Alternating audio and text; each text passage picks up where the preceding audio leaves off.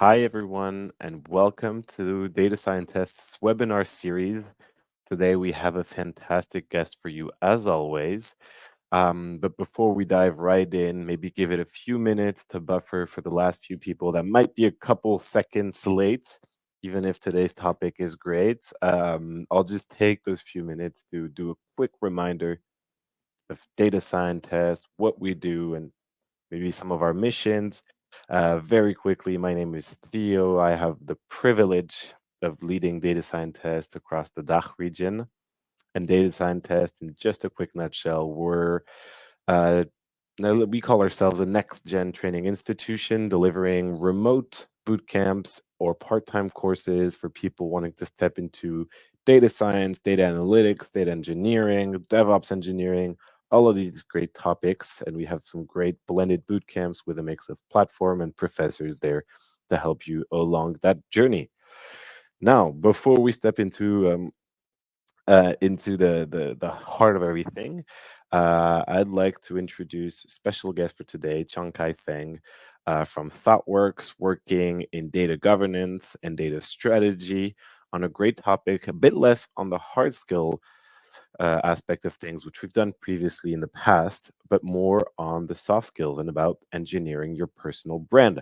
Now, right before I welcome Chang Kai to speak to today. Very quickly, you'll see that there's a comment section where you can ask all of your questions, and I encourage you to do so. Chong has mentioned that he really loves interesting and questions throughout the webinar. You don't have to wait for the end and for the Q&A.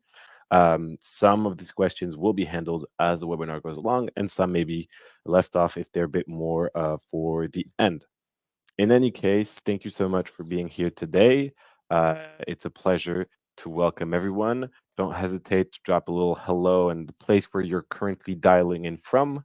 And I would like to introduce everyone to Chongkai. Chongkai, hi. Hi, everyone. Hi, Theo. Thanks for having me. Very great to be here and excited to talk to you all about personal branding. Thank you, Chongkai. Let me leave the floor over to you. I'll put up your presentation and hmm yeah, good luck to everyone. Yes, thank you. All right. And I'm very happy to talk to you today about engineering your personal brand. And the reason why I want to talk to you all about this is because if we want to face how the data industry currently is going, then it's actually really booming, right? And really, data scientists, data engineers, data analysts, data strategists, data ethics people, all of these jobs are really getting more and more.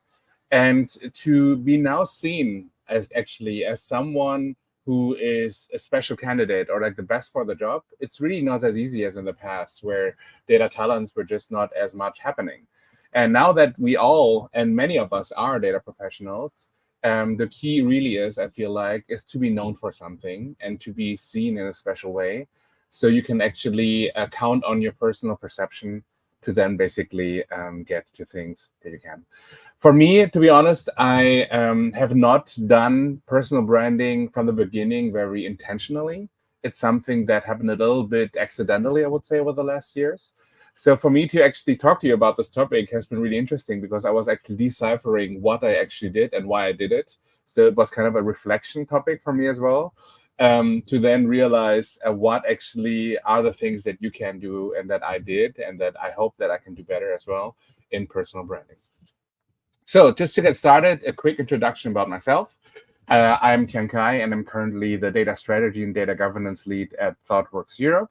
That is a consultancy that focuses on data and tech topics and especially focuses on bespoke solutions. I'm also invested in the community itself, which means I'm also the head of marketing for DAMA Germany. DAMA is a data management professionals community that is international, and I'm here in the German chapter of it all, basically here to being responsible to bring together the community and to use nice marketing techniques to do so. My passion for the human side of data also led me to write a book this year, which is called Humanizing Data Strategy. It was just released a month ago. I'm really happy about the positive feedback so far. But basically, there's a lot of instructions that some of them you will hear about today as well, but also some advice and practical ideas on how to make a more people-centric approach to all of your data efforts. Personally, I'm passionate about making music, Nintendo games, and silly humor. And I did apply my musical skills also to combine it a little bit with work to make data more fun and approachable in 2 songs, for example, called the Digital Analytics Anthem or Governors of Data. And there's one quote that I usually like to refer to in my digital analytics song, which is, if you just want numbers, the phone book has a website. I'm a proper analyst with actionable insights. And this really reflects, to be honest, really my attitude over the last years, which is that I really just want data professionals to have more of a seat at the table when it comes to decision making and not just to be an afterthought, right? There's so much in data and generating insights from it together with the business that you can actually make it really important for decision making. And that means that it's just not, like a reporting machine in the end or looking at a dashboard afterwards, but it's really being used for the right things. And I'm really an advocate for that. And doing personal branding actually in that aspect helps a lot. What is not listed here on my introduction is that I did work at Adidas for 6 years before my job at ThoughtWorks, where I started a year ago.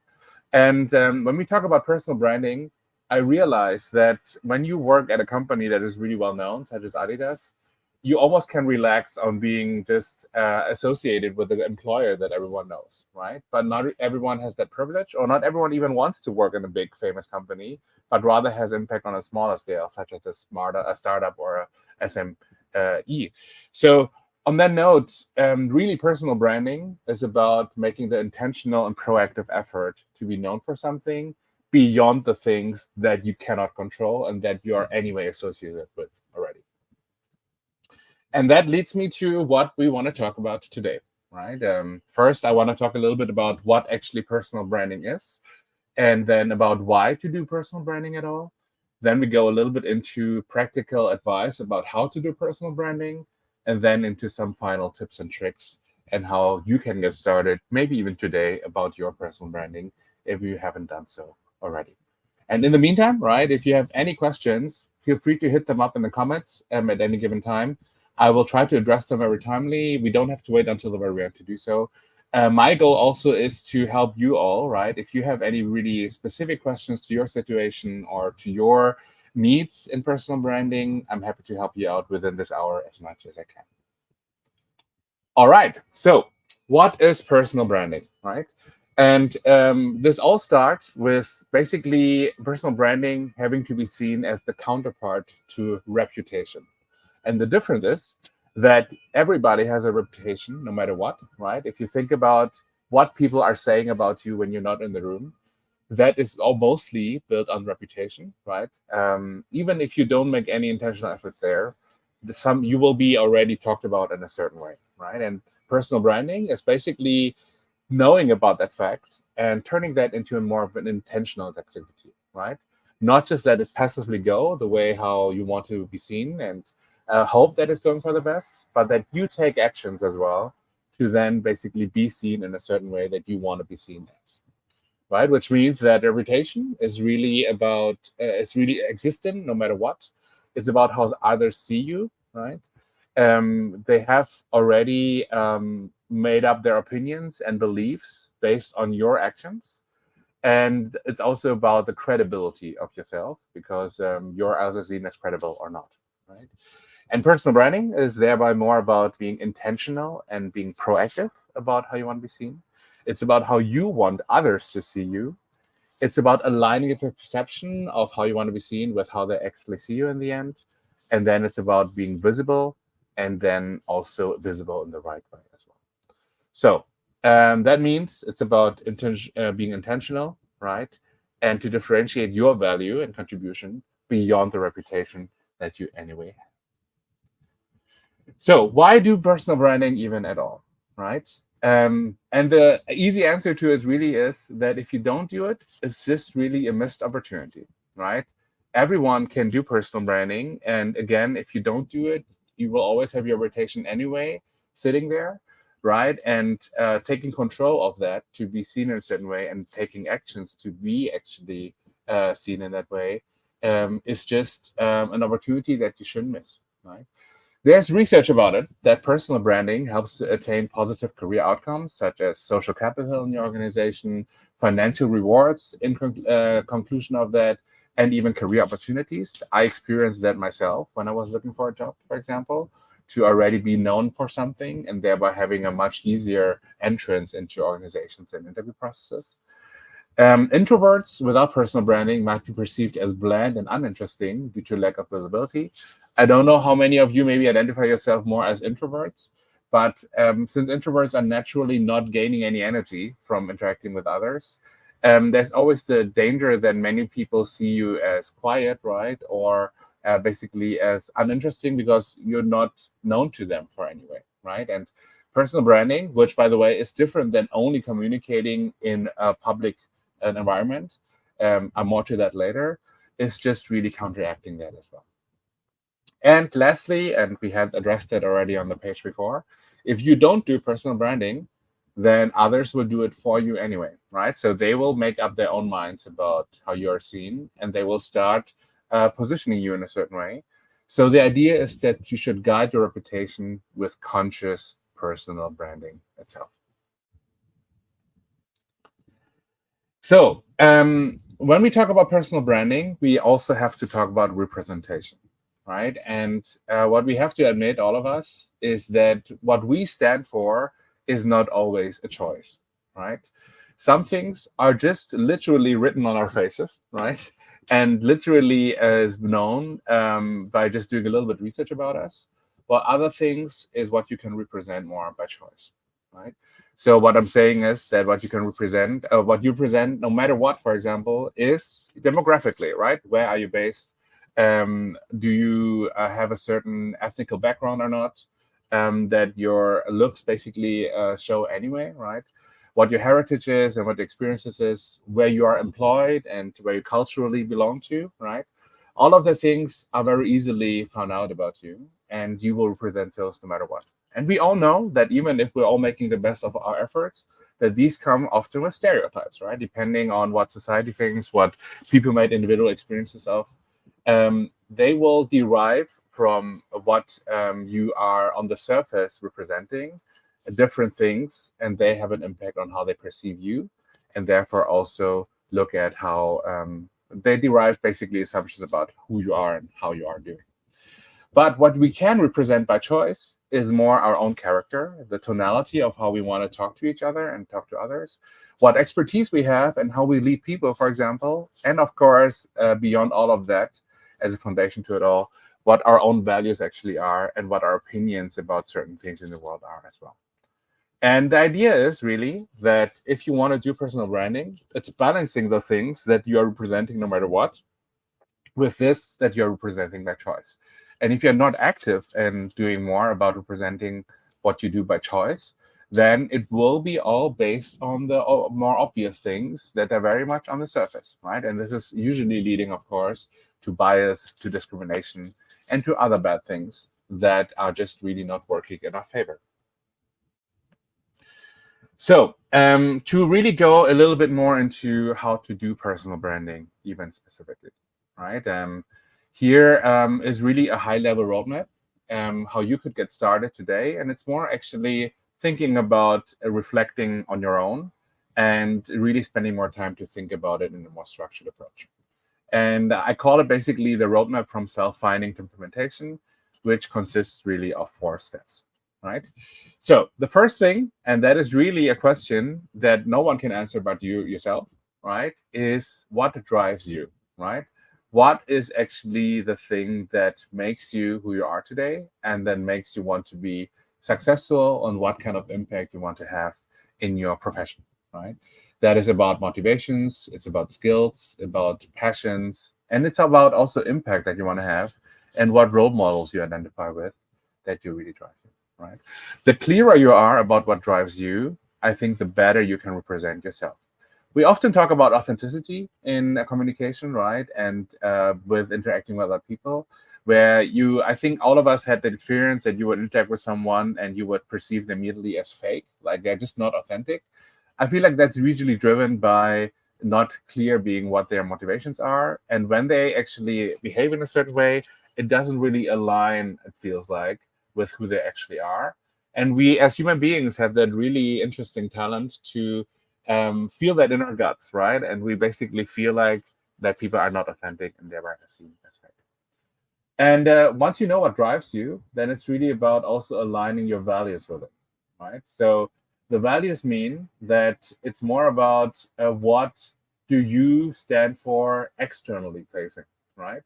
So, for example, this might be about the roles you want to have. And by that, I don't mean only the job titles as roles, but roles that are more about your persona itself, right? Are you maybe a problem solver? Are you, for example, a coach more? Are you maybe more of a thought leader? Do you see yourself more maybe as a deep thinker and a conceptual thinker, for example, right? All of these things are important to understand that where your values are, right? And you can really go into yourself and map the strength and the focus together, and see also how the strength then map actually to the organizational goals, right? Assuming that you want your personal brand to actually help you in your current situation, that means that it's not only supposed to help you externally, which is, of course, also nice, but it should help you immediately in the organization that you're currently in as well, right? So the more you can actually find what aligns your values with the one of the organization, which are the organizational goals, the better you can see how you can contribute value from your personal brand and your personal motivations to what drives impact for the organization. And that leads to then the next part, which is now you want to know where you need to build up your personal brand, right? You doing it publicly and only widely is probably the least efficient way of doing it. I think in your point of view, and if you think about it, it might make most sense if certain people that have a certain authority or a certain influence on your organization, they should know who you are and what you are standing for, right? And that means that from a branding point of view about your personal brand, that to understand who is your target audience, right? Those might be different leaders, those might be decision makers, influencers, and thought leaders. But think about it not only from a hierarchical point of view, think about it more from a social capital point of view, and who actually is good at spreading the word and saying positive word of mouth, basically, about other people, and thereby also about you. And once you have all of that for yourself thought through, then of course you can make yourself visible, right? And the idea here is not to only, again, to make yourself publicly visible and just to like blast out public newsletters and intranet messages to everyone all the time, but really building connections with the specific stakeholders that you have, right? And that means that it's first of all most important that you are relatable and memorable, right? And that is something where you can build up. Don't come in right now about assuming to the others what they think, but build up really an active conversation with them. And that makes you not only relatable, but you're also seen as someone who can actively listen and actually and empathetically engage. And that should make you memorable as well. And that should lead then to having meaningful interactions through empathy and active listening. And it's all about really more intentional communication and not just communicate because you have to. It should be communication because you want to. And just to stress the point, right? This is not about turning all of the introverts all of a sudden into extroverts, right? Even if you're an introvert, by basically pinpointing and prioritizing who you should have more individual conversations with, means that it's not all about public communication. It's really finding the right people that you want to talk to and where you want to be seen as something and to build up relationships with them and not just doing it publicly all the time. I got a first question here already from Noor, I see like, how to design or plan the personal branding that it will help a career transition to an ML engineer from a system admin. That's a really good one. I think, I mean, of course, the main goal here is that in your personal branding, the objective is that you are seen as someone who's ready and the right person for an ML engineer or related job, from having not maybe done it or not officially done it in your current role, right? And assuming that you probably have done some trainings or have hands-on already tried some of these things, because that's how you probably want to get into the situation. It's important for especially people that have only seen you as a SaaS admin so far to know that you have made a lot of efforts and progress in gaining the skills and the practical experience that is needed for an ML engineer or a different job that is related to it, right? So I would say that the designer plan is to for you to just showcase how you have actually done this transition. And it's not only about showing off your new skills that you have, that could be really interesting and really important, but also about that you made the effort actually to transition into that new role proactively, and that you have taken the chance to learn and to upskill yourself proactively about it, which shows a lot more about your drive, right? That you are an active learner, that you are ambitious about what you want to do, and that you have a clear plan about in what direction you want to evolve. So when you think about all of these, use these things and turn them into messages for yourself, and then use those to contact your key stakeholders that you know have an influence on the positions and on the roles that are available for you to then go to. I hope that helps a little bit. All right. Cool. And when we talk about personal branding, it's not only about what I just said about just personal branding itself, because branding itself is not new, right? Branding had existed for a long time, and it really comes from marketing and advertisement, right? So the real question is, we don't have to reinvent it completely from scratch, right? How can we just apply already existing best practices to do it on our own, and basically go from there?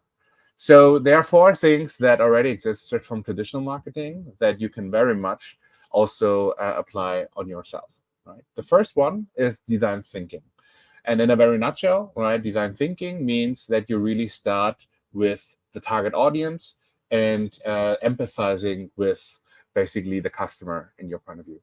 And in that way, you think about your target audience as your customer that you are branding yourself towards, right?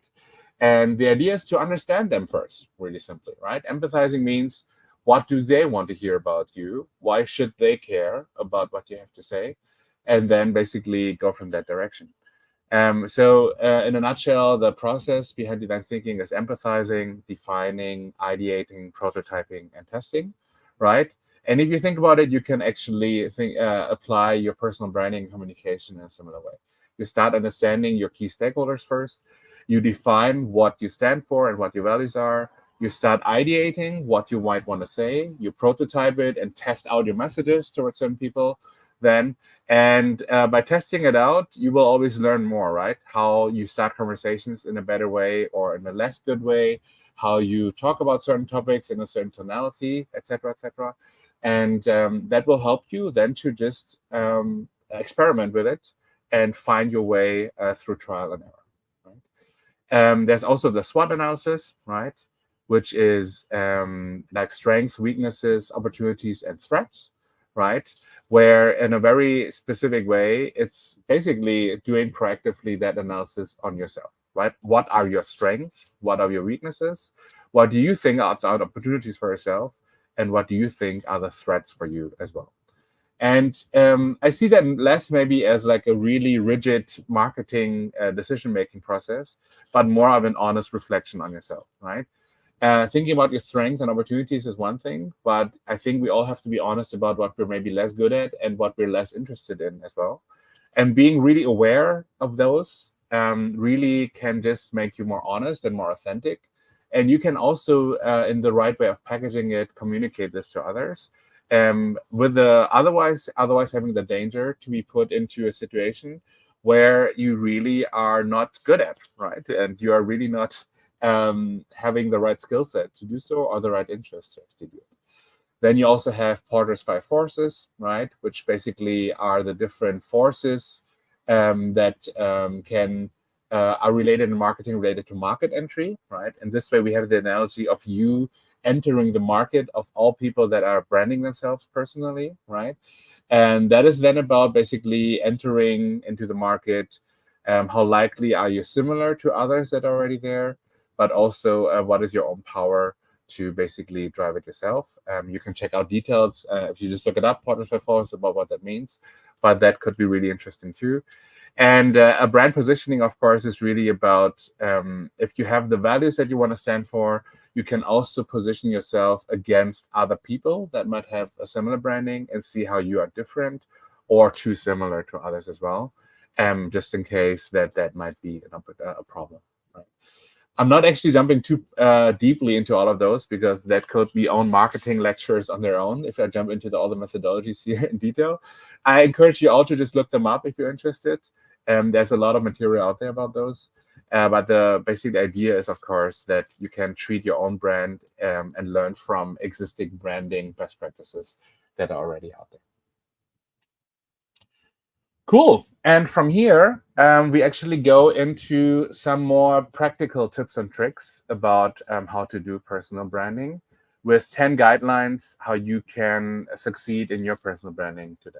Right. The first one is have a focus, right?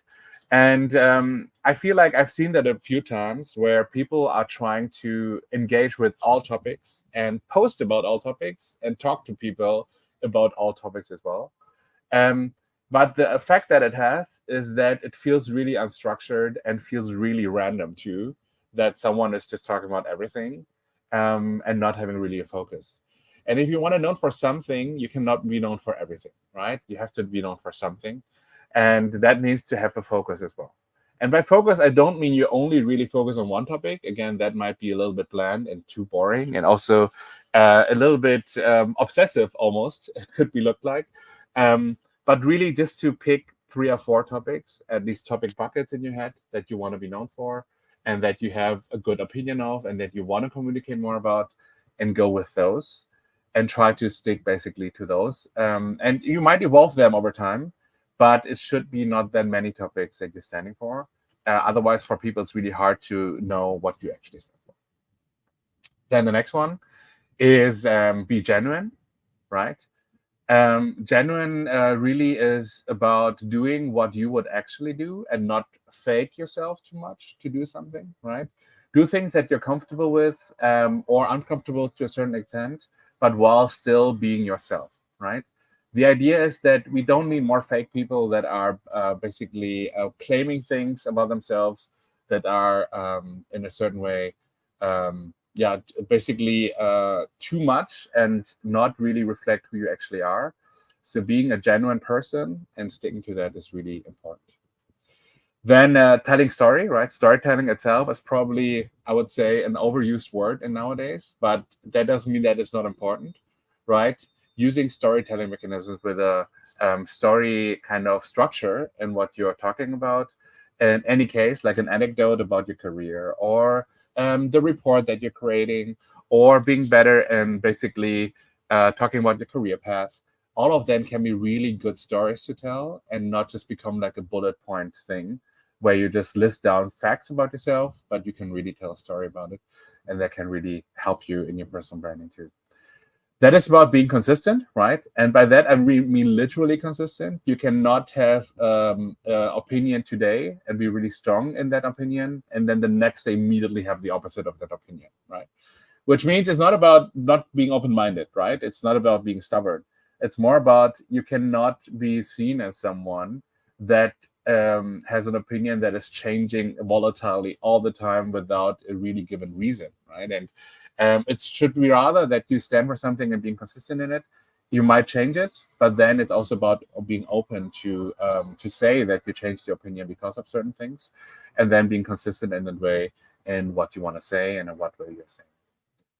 What might be uncomfortable is that you should also be ready to fail, right? But the good news is that failing at personal branding is really hard, actually. So it depends on what you define as failing. But having low engagement or having people basically not engage that much with you, or it might not be as big of a fail as you think it is, as long as you're not offending anyone or doing like worse things like hate speech or something, right? Personal branding. It's really not that bad, and you can always try out new things again to then basically be seen in a better way. It's all about basically trying out your best and just learning over time to then build your brand up in the right way. You should also aim for always have a positive impact, right? And really, I feel like in some ways, I've seen people being really offended or frustrated with something. And what comes out then as a content or as like a way of how I see them, their personal brand, is that they seem very impulsive and very negative too, right? Instead of having like a constructive, solution-driven way of seeing the things, it might all end up just being really almost hateful and really negative and destructive, which is never a good branding for anyone, right? So whatever you do, and even if you have a critical opinion about something, try to turn it into a positive impact, right? Criticizing anything can always be in two ways. Either you're just complaining about everything, what is wrong, or you give constructive recommendations how it could be better, right? And that is usually the way I try to do so, because keeping in mind that you want to have a positive impact means that you phrase and frame things in a way that you want to actually do it. Also following successful examples, right? And I mean not copycatting them immediately, right? Because that just makes you look like a copycat, to be very frank, but more about learning and studying about how other people are successful in their personal branding and see how you could apply it in your own way, authentically to yourself, and see maybe how it inspires you to do things in a different way, the way you do it as well. Then live your brand, right? That means specifically in the contrast to work your brand, right? Because if you want to have your personal branding, it should be also be in your personal life, right? And not only in your work life. And by that, I don't mean that you're talking about your job in your life and your personal life all the time to everyone, right?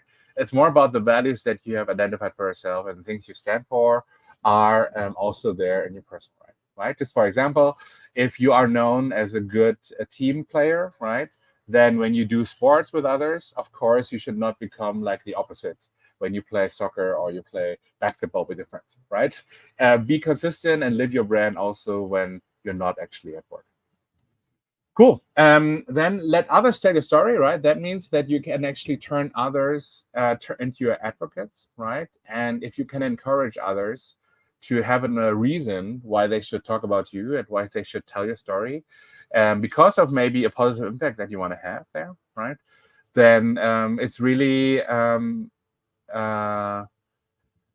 basically doing this, and because word of mouth is always even an additional way of giving yourself good word of mouth to market yourself, because it's always a bit nicer than you trying to brag about yourself, right? So if you can get these opportunities for others to tell your story, then this is a really additional plus point. And lastly, leave a legacy, right? And that means really, we all, I think, in life strive for leaving a legacy. But leaving a legacy for a personal brand means that you do things that people can really think about when you're not there and that they will remember for a long time. I have this really nice quote that I usually like to use from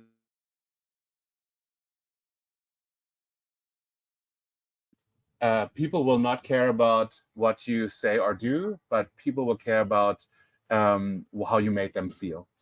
And if you think about the most important and important people in your life, you probably can think more about how they make you feel. And keeping that in mind, this is the legacy you most should have on others as well. All right. In the meantime, we got a bunch of new comments. Let me just quickly go through them. Cool. Thanks for the nice input, Joaquin, about what you've been doing about producing content and events in the last 10 months. Yeah, scheduling and engaging in one-on-one conversation with other people in the field is a really nice one. And again, that one is actually a bit lower risk and lower stakes than doing public communication that much, right? Maybe just to answer Noor's question also, I know that you asked Joaquin, but I can maybe get into it too. Getting into one-on-one conversation with other people in a new field might be easier than you think, to be very honest. I think what you can do, and if you just find thought leaders in the world, most of them are actually pretty nice. But what they don't like is that you seem very much taking advantage of them, right?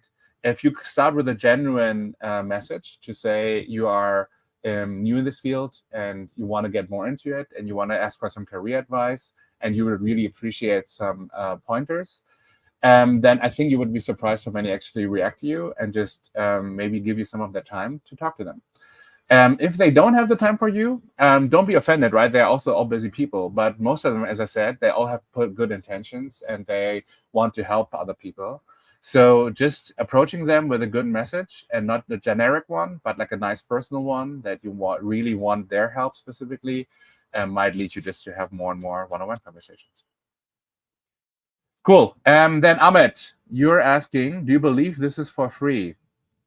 I don't know which part is you're referring to, but I would say that I mean, besides spending your time and energy, which of course is worth something too, wouldn't call it for free, it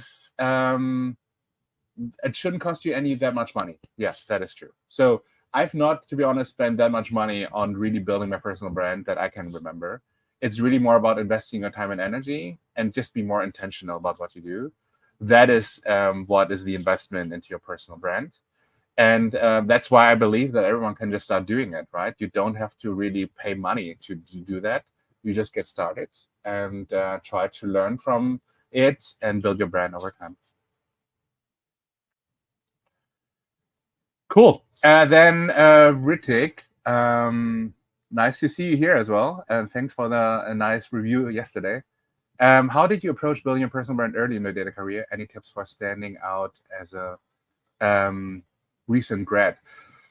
Well, I mean, you can always start. I feel like even if you have graduated, right, you have certain point of views and you have certain values that you have and preferences in what field you want to go into and what kind of companies you want to work with, right?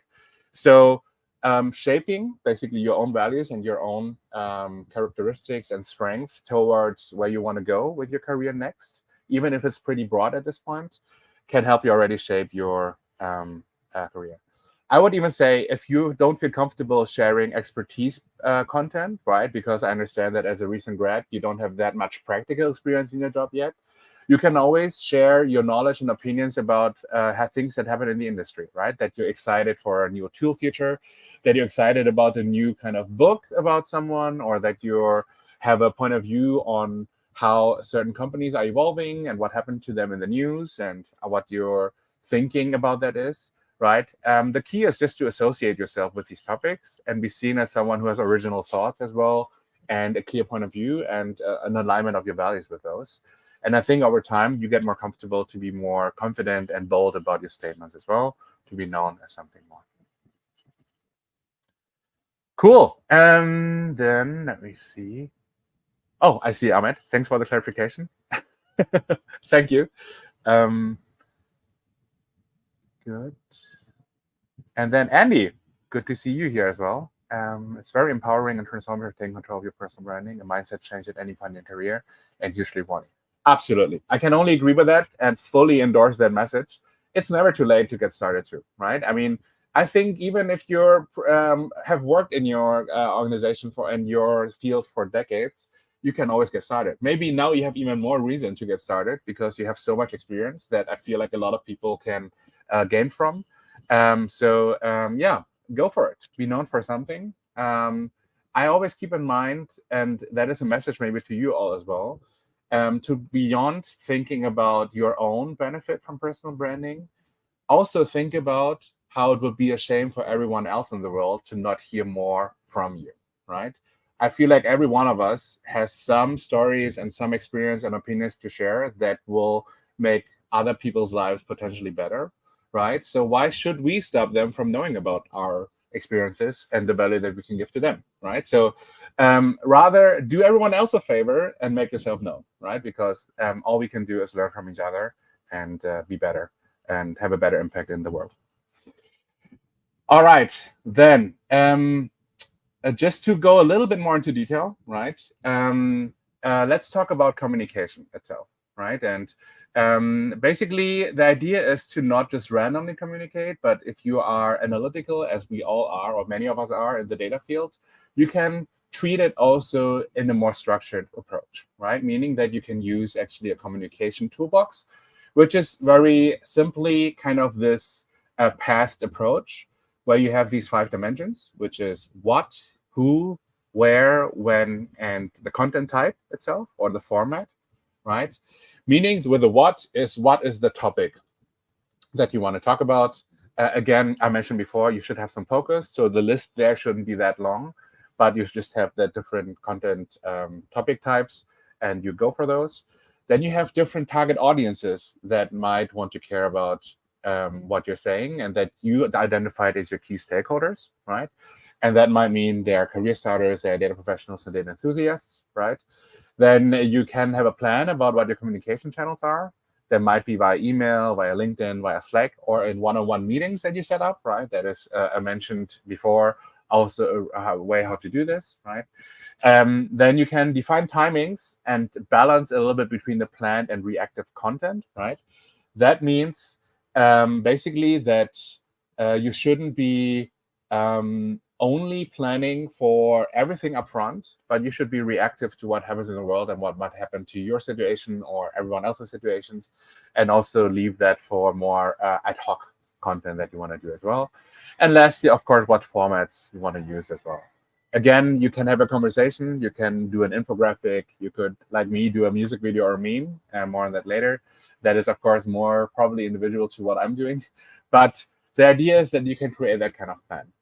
Now, let's be honest, I'm not the most diligent about this content plan either, but I treated this actually more and more now as a backlog of content ideas that I have, that I just predefine about what I want to address and what way to who, right?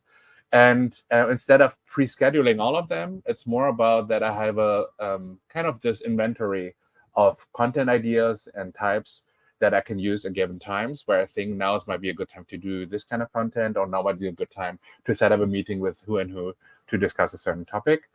It's basically just about having an easier way to not be overwhelmed by how you plan your communication, just to do it in a more kind of individual structured approach, so it's a little bit easier for you to do so. All right.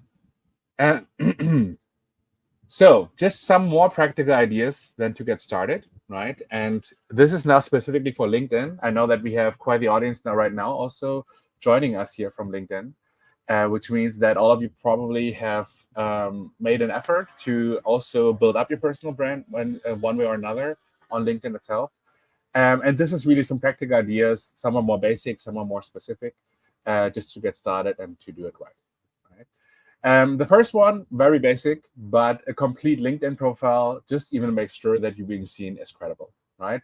That means it's really the first impression that you're making, no matter how you pop up as a commenter or as a poster or as someone who visited someone else's profile, right? Having a picture, having a title description that is easy to grasp, having a proper bio statement, and at least some references about your experiences so far that is making sense, is really the very first step, right? And I think if you have been visited by people that don't have that, you know your own feeling about those. It's less about not taking them seriously, but more about just feeling sad that they didn't make the diligent move to actually just do more about it. So just have a complete LinkedIn profile shouldn't be that hard. Then a positioning statement itself, right? As a one-sentence summary of what people should take away about you. Should be really important as well, right? And you have that, I think, bio part in your profiles as well, where you can create like a quick summary about yourself and describing it more. It's not behind your name, but it's a sub part on your profile. But something about what summarizes you and that teases other people to be more interested in you should be really key here. And you can apply everything I just mentioned before, right, to make that. And you can also, again, here, experiment with it. Ask friends for feedback about it, give it different tries. But basically doing that can be really key. I can say that, for example, my positioning statement right now is, I say that I'm a data leader by day, I'm a musician by night, and an optimist at heart. That is my one-sentence positioning statement. And I feel like it gives exactly the right things about what people need to know about me, right? Which is both professional, but also personal, and also about my attitude. Cool. Then you have the unique point of view that is important, right? And that means that you should stand out from the crowd by providing your unique take on things, right? And really reach into your unique experiences and associations to communicate so. right? I feel like when you, I'm not saying that these are unnecessarily bad, but a lot of people react to posts with comments like agree or yes or 100%. And those are good because, of course, that helps to agree with things. But if you can back it up with an own experience or an own additional point that you want to make on top, and if you disagree, do the same, right? Then that makes you just more unique and also gives people a chance to understand your thoughts and your specifics as well. And that is, I think, something you can really all work on.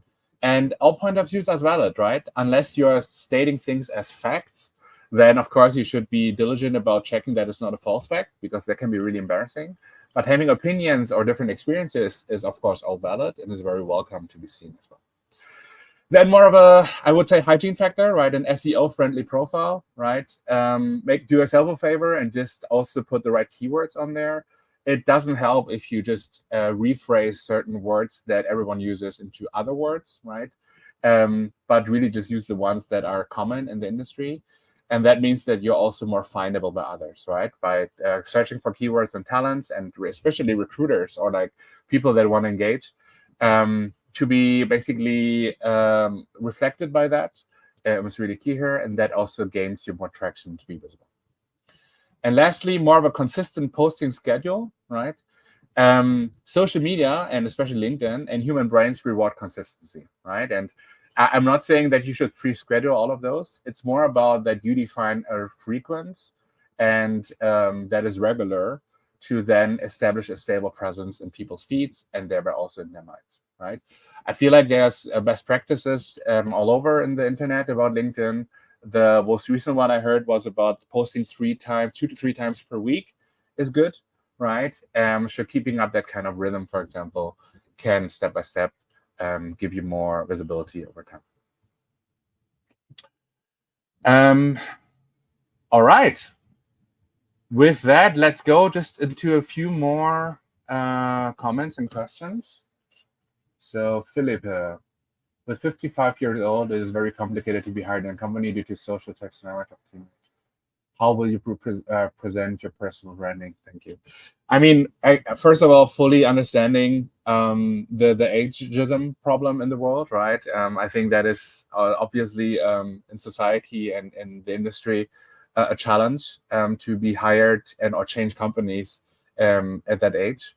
But I mean, I always think, being someone who actually has worked with people and have hired people actually at that age as well, I really appreciate people's experience because they have worked in so many different ways, and they actually have.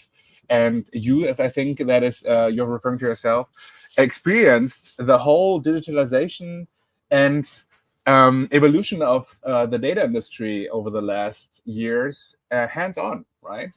Which is really rare to have. And that means also that a lot of experiences and a lot of learnings were made on that time. And this is something that I feel like you should also take into consideration for personal branding.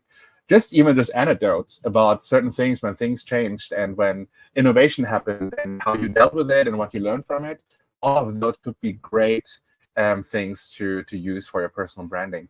And if you can basically link from the previous experiences in your career to how you are facing innovation and new topics today in a much more mature and, let's say, informed way, then that gives you even the competitive edge to say, because of all your experiences, you are the right person to deal with innovation and new topics in a better way today as well.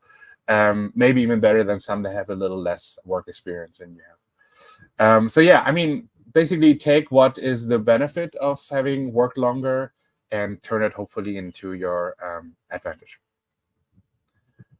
All right. Then Emmanuel has a question. How do you get feedback on your positioning statement? What if it talks to you but not to your audience? Well, I mean, the simple question is just ask people you trust, right? I mean, you don't have to wait until awkwardly asking strangers for feedback. Just ask people that you're already close with, your colleagues that you're close with, or friends, and ask them how they would feel about a certain positioning statement, right? And if that would resonate with them, or if it only resonates with you. So don't wait until you get public feedback. Just go for it and try to ask people around you. And even then, if you then feel like confident about it, right, you will notice just by simple, I would say, engaging with people, if that positioning statement actually caused the right expectations from them towards you or not, right? And if it didn't, then it's maybe time to tweak it again into a direction that really makes sense. So yeah, in that way, I think that might be a way to just test it up front. Cool. Anna Maria, you are not a data professional, but a recruiter for engineers and technical freelancers. You know, you can get a bad rep. Does anything stand out to you in a recruiter's profile that would make you more inclined to want to speak to them? Yeah, that's a good question. I think that honestly, if a recruiter leaves a bad impression on me in their message, I don't even click on their profiles, right? Which means that actually it's probably the first contact that counts more than the profile itself. Because the message really, I feel like, I mean, and this is just by personal experience, right? It's more about that I have a clear qualification on my profile and also a clear experience. And if a recruiter contacts me about a job that doesn't fit at all, right? It just has nothing to do with what my experience and my qualifications are, then this is just really bad, right? And I immediately don't have any joy responding anymore. I think it comes down more to just basically just doing a little bit more research and contacting people with a customized message that you have actually understood their profile and their qualifications, and that you think that this could, exactly for that reason, be a right opportunity for them. And that actually makes people then more engaged. It's more about being dispersonal and being individual, and not being generic and even maybe wrong about the person that you're getting contact with. I hope that helps. Cool. Yeah, then another one. Is it okay to use AI tools to write positioning statements? I would say yes, if you get started with it, but please make it your own. Because unfortunately, my experience, what I tried with AI so far to write anything on LinkedIn, it's really cringy and really inauthentic. It's so far that I would say people can immediately grasp that it's probably written by AI, but because it doesn't feel like that anyone is writing as how AI is writing, because it basically has accumulated all of the most cringy LinkedIn kind of catchphrases and ways of communicating into one solution for you. And that is just really not helping. But you can use it to ideate, right? And then ideally just make it your own tonality, how you would write it. And in that way, it should ideally help. Cool. Okay. And then just, yeah, a few other tips and tricks and a few learnings from my experience, right? So we are right almost at the end, so just bear with me. Marketing for yourself sounds awkward, but you can find your own way, right? And it doesn't mean that you're really just bragging. It's more about being there at the right moment for the right things. And you don't have to brag, like, right? It's more about that you just have an opinion and you have something to share about. Cool. Then never say no to coffee chats and meetups. Of course, playing along with your time. I'm not saying that you should just skip your job activities and just do coffee chats and meetups all the time. But most of them do have an opportunity for you to learn something and to get inspired and to practice your branding every time, right? So for any chances that you have, always go for personal connections and talks and try to see how you can apply it. Right. Then how you talk about your work is part of your branding, right? And that is really clear because imagine how often you have to introduce your job to others, right? But that is an elevator pitch on itself. And it's really a part of branding too, right? Where you need to be clear, but also easy to digest, doing a way of explaining what your job is. So that is something that you can particularly improve on today. And think about if you want someone ask you right now on what you work at, are you maybe ranting too long and you need like 10 sentences to explain? If you do it in one sentence, is it maybe not digestible for anyone because you use too many acronyms or too many work jargons, for example, right? But basically, yeah, try to practice that, and you can do that already. Guide conversations online and offline to your strength, right? And that is basically saying that you can always infuse what you are good at into conversations to help others, right? And basically, if you feel like someone is tackling a topic and a tangent topic that is also important and that you are good at is something that that person that posted about it is really passionate about, then go for it, right? And try to guide it, and you can give others a positive impact for it. And thereby you are being seen as someone who gives positive impact as well. Don't shy away from trying unconventional things, right? I'm a big fan of creativity myself. I feel like that creativity creates uniqueness itself. As long as you don't offend anyone, right? There's really not a lot of wrong that you can do, right? And I feel like this is something that you should all keep in mind, that you can just try out new things, right? Show your personal side, show your hobbies, combine it with your work, maybe. Whatever you think makes sense, and you can maybe do that as well. And then lastly, not everything will work, but that's fine, right? And again, what I think by not working is really just like maybe there's not as much engagement to your content, or maybe it's not working in the conversations as much as you think. But as long as you can work on them and improve them, that's all fine. But you should also recognize your achievements, right? Sometimes a conversation really hit it off. Sometimes a post really makes it work and you get a lot of engagement. And recognize those too, because that means you learn from it and you have improved it and you had found one way to also basically do things for your personal brand. So having that healthy mindset is really key to keep going. Great. And before we then end, I'm going to just show you one more thing about how I did personal branding. Yes, Andy has a great comment. I tend to find data people and general introverted downplay their amazing skills. Don't be afraid to shine. Fully agree with you. I have that same experience, actually. Data people are really modest about things, but usually that means they're really amazing at it, usually. So don't downplay it, but have like a healthy comment about it. But Theo, if we want to go quickly show the Disney Films About Data video, that is how I, among other things, do my personal brand.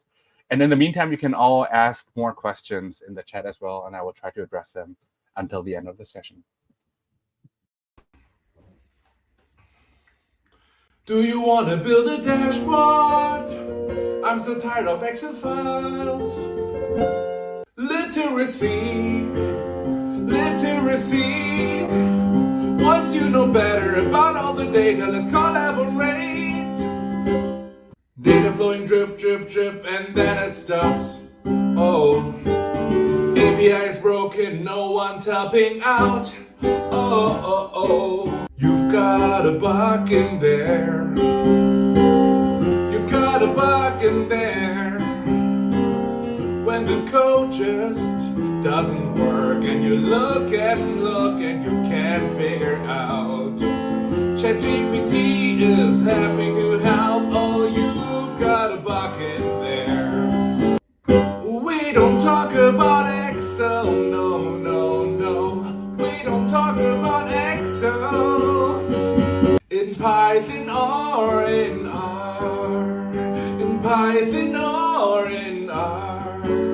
Which language is better to use? It depends. This could be the start of governance, so we can improve the data quality, yeah. Someday AI will come and will replace all our jobs. Look in the data catalog, it might have what you're looking for. If we all document things, it'd be great. I love SQL. Select what I need from all the tables. It's part of basic data skills. We all should know SQL.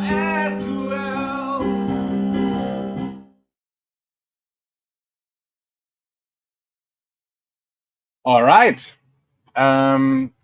Just a few last questions then. So Ludovic asks, could you send the slides at the end, please? Theo, I'm sure I can send you the slides and you can share it with everyone, right? How would that work? Are you there, Theo? Yeah, let me hop back in. Okay. Indeed, we can do that. We can send a quick follow-up email to everyone at the end. Worst case scenario, you might have to follow either Chankai's or Data Scientist's LinkedIn page, where you might kind of keep track, or send us a message there if you want to. Cool, great. And then one last one from Joaquin. you have any encouraging words, advice for people who have not broke out of their shell? I think we talk about their passport. I mean, I would say, if you mean breaking out of the shell, meaning talking to strangers, right? Then I would say talk to people that are a little less strange. And what I mean with that is to go maybe in your organization to colleagues that you don't often talk to, but you have talked to in the past, right? And apply what you want to communicate to them, right? So go for like the middle ground of where it's not a complete stranger and not somebody who you're very close to, but someone in the middle.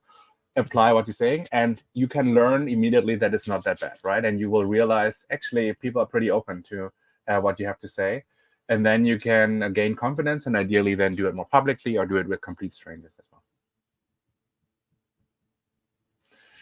And perfect timing. Thank you so much, Changkai. It's really been a great session. I think like some of the comments I can just appear showcase the quality of your talk. So thank you so much for bringing your insights. Thank you for all the great examples and question answering. And I think everybody really appreciated everything, or at least I know I speak on behalf of everybody here. So thank you so much also for accepting our invites and for taking a bit of time to present here today. It's been a really great pleasure to welcome you among one of this data scientists and one of our sessions. So please don't hesitate to tune into Changkai's and data scientists LinkedIn pages. It's been a pleasure. Feel free to follow us on our different socials because there'll be much more webinars to come. It'll be a pleasure. And I hope everyone's back from holidays, excited for the start of the year and to see where we can all take our personal branding to. Great. Thank you. Thank Have you, all the everyone. great Friday and great weekend. Bye-bye. Cheers. Goodbye.